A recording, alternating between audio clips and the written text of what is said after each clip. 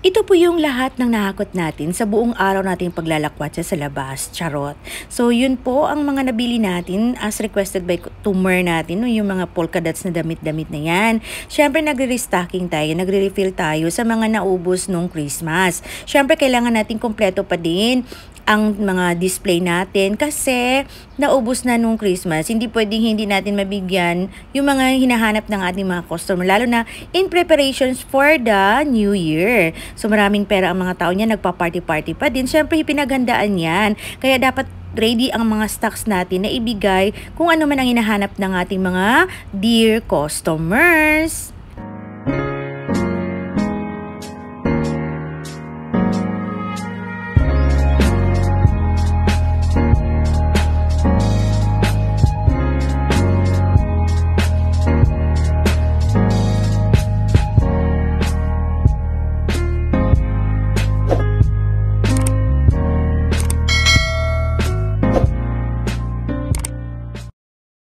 Hello! Good morning! Merry Christmas and advance Happy New Year po.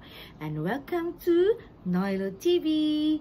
And ang video ko today ay mag-update lang naman ako sa hakot na nangyayari kahapon. Actually, hindi ako nakapag-vlog talaga ng sobrang bonggang-bonggat after Christmas or even during Christmas. Hindi ako nag-video kasi talagang busy po dito. Dito ako sa taas, tapos sa baba naman yung anak ko at saka yung pamangkin ng asawa ko. So dito kasi sa taas, nakalimutan ko na mag-video kasi na-busy din ako. Ang dami talagang customer na nagbibilihan ng mga pangregalo kasi dito po kasi nakalagay yung pwedeng pangregalo. So ako naman ay syempre nagbabalo, tinutulungan natin yung customer natin ano yung pwedeng piliin niya, yung mga dapat kasi pag dry goods i-assist mo talaga yung customer mo. So nakalimutan ko. So at least ako naman din ang nakakaalam kung ano nangyari sa store ko, diba? So, no need na talaga na videohan lahat. So, ngayon, kahapon, whole day po tayong naghahakot yung mga kulang natin at saka based din doon sa mga request ng ating mga customers, no? Kasi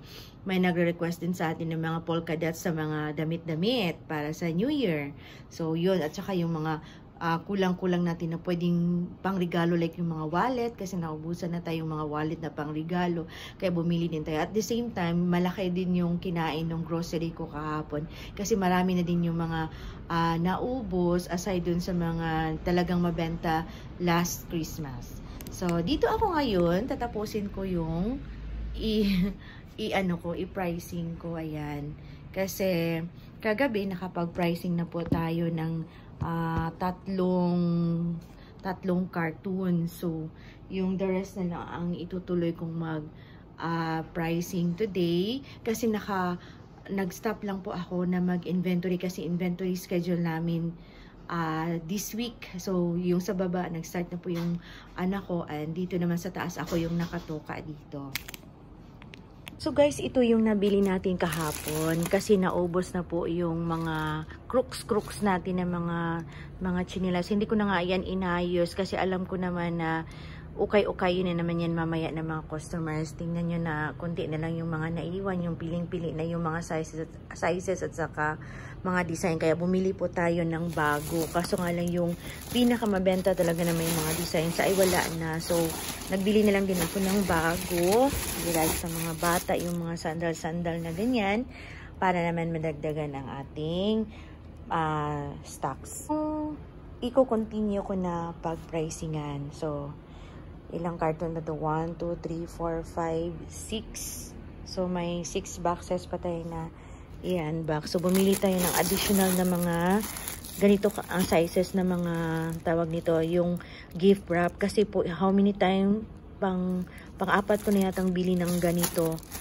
Ubus talaga kasi mura lang siya, tag 10 pesos.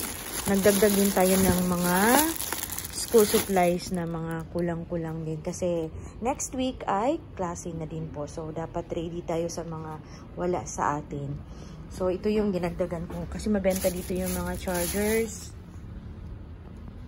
at mga loot bag. Ayan. Pangregalo. Yan ang mabenta ko. And syempre, itong mga polka dots. So, presyohan natin yan. Itong mga make-up kits at saka mga pampaganda. And syempre, bumili din tayo ng tuhot. Ang dagdag kasi New Year. And ito naman ay part din doon sa grocery na hindi ko pa na-pricingan. So today, yun po yung goal natin na matapos para naman ma-display bago po mag-New Year.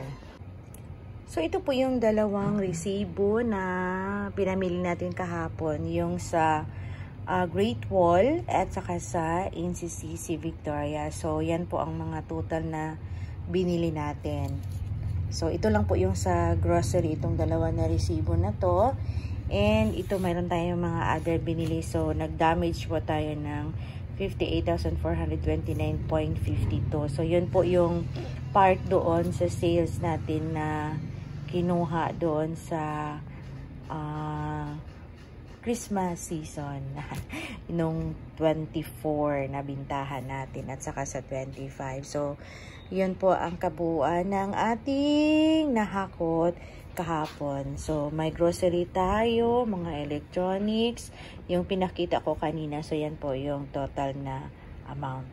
So, yun po ang update ng ating hakot kahapon. So, pag-usapan natin ngayon, ano ba ang mga ganap ng ating buhay-buhay nung Christmas dito sa ating store. So, sa awan ng Diyos ay nasa 5-digit pa din yung sales natin. Compare last year ay lumaki naman siya ng hindi ganun kalaki. Hindi talaga siya ganun kasi parang nasa 20% lang po yung increase ng sales ko on the same date nung 24. So okay na din kasi hindi tayo bumaba. Okay na din yun. Hindi yun not bad, diba? So yun lang ang pinakamabenta sa store ko. Nagtataka ako nung 24, konti lang po yung bumili ng mga, like mga fondador, ganyan. Nung 25, nung Christmas na talaga, na nakadeclare na holiday, ay dun po yung talagang mabenta yung yung mga inumin. Kasi yung mabenta nung nung 24, usually yung mga Red Horse, mga San Miguel, ganyan, mga San Miglite, ganyan, mga pagkain, ganyan, yung mga disposable na mga lalagyan, ganyan yan po yung talagang mabenta dito, and other items na pangregalo. Dito din sa taas, malaki din yung benta ko, mga laruan, ganyan, mix na po lahat-lahat. So, yun yung pinakamabenta ko. Kasi na-expect ako ng 24 na mabenta yung mga fondador ko kasi pinaghandaan ko mga Alfonso, pero matumal, hindi siya ganun kadami yung bumili.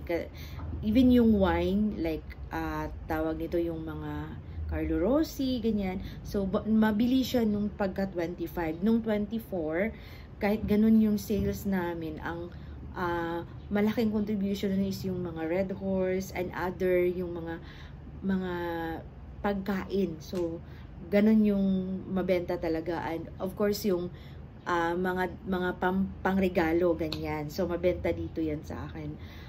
Nung 24, yun po yung mga contributor talaga ng sales namin na kumpara last year ay tumubo kami ng nasa 20% lang yung increase. So, not bad.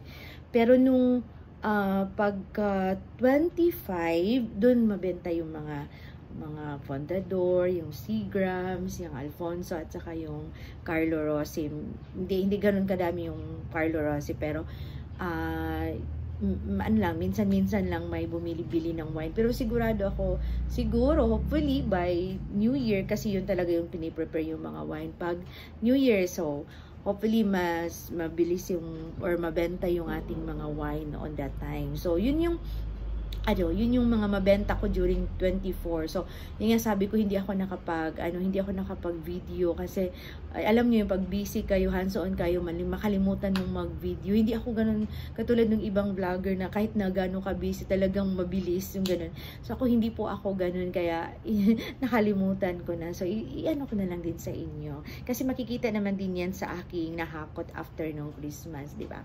So, magbigay lang ako ng tips kasi New Year na po. We are going to jump off, no? Mag-jump off na po tayo sa bagong taon, 2024.